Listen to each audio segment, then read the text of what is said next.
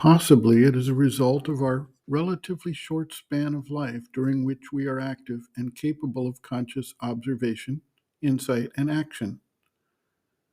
The period of childhood is mostly involved with development of the body, the vital force, and the mind to the point where they can become functional and effective within the life of humanity.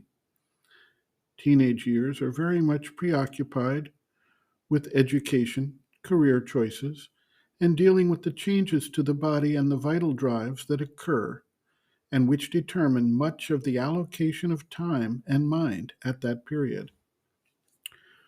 When the individual enters the late teens and into his 20s, he then has to focus on how he fits into the society, how he is to support himself, possibly developing a family life along with career, and addressing the interests he has focused on. Once the individual enters his 50s or 60s, he begins to concern himself with the physical issues that arise as the body undergoes wear and tear, as well as whether and how he can retire from career and how he will invest his time as he enters his golden years. Thereafter, particularly if the body or mind have suffered from any deterioration, much time is spent in dealing with the limitations one faces. We then have to subtract from the active time of life, when focus could be placed on finding and bringing forward the influence of the soul, time spent in sleep or purely mechanical routines of eating, exercise, relaxation, and entertainment. What is left after all of this is a very short portion of the entire lifetime which can be devoted to spiritual matters, the search for the soul, and the empowerment of the soul as the motive driving force in the life. Of course, there are exceptional individuals or circumstances, such as those who are born with a spiritual development far advanced, or who become mature and ready for spiritual growth and expression, who may have some extraordinary shock or experience that moves him into the spiritual life at an early age or a mid stage of life, superseding all of the normal interests and activities recounted above.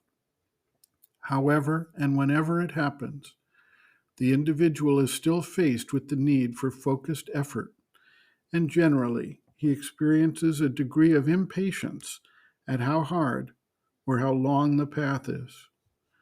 Milarepa, the great Tibetan ascetic yogi, underwent extreme pressures to reach his goal of attainment of realization within that one human life, and he eventually even fell into a state of deep, suicidal despair at one stage of his seeking. Some individuals have near death or even recalled from death experiences that lead to a new prioritization in their lives and a new intensity of focus.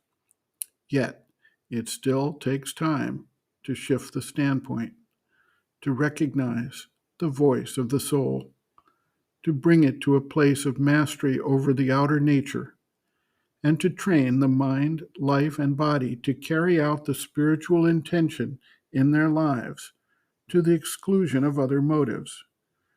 During that time, there are the normal feelings of desire to achieve and periods of desperation when one believes that it is simply not possible and there is no success in sight, what some call the dark night of the soul.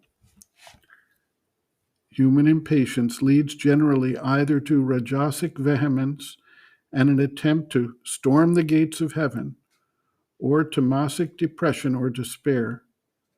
Neither of these reactions, however, are especially fruitful or helpful. In fact, they can represent serious delays and setbacks. A sattvic approach with balance, understanding, and patience, coupled with a steady, ongoing, and unflagging effort, is much more likely to bring about the desired result. We remain so attached to the specific individual lifetime in this specific body life mind complex that we easily give in to these moods. If we recognize the timeless nature of the divine force and intention, and recognize that progress is not limited to one lifetime, there can be some solace about the lack of progress. It is, however, necessary to also guard against a too lackadaisical approach that fails to focus the attention and consciousness on what needs to be done, with the idea that it may happen in some future lifetime. The mother writes, quote, "But you must not be in a hurry. You must not be impatient. You must be very persevering. You do the wrong thing 10 times for every time that you do the right thing. But when you do the wrong thing, you must not give up everything in despair, but tell yourself that the grace will never abandon you and that next time it will be better." So, in conclusion, we shall say that in order to know things as they are, you must first unite with your soul. And to unite with your soul, you must want it with persistence and perseverance.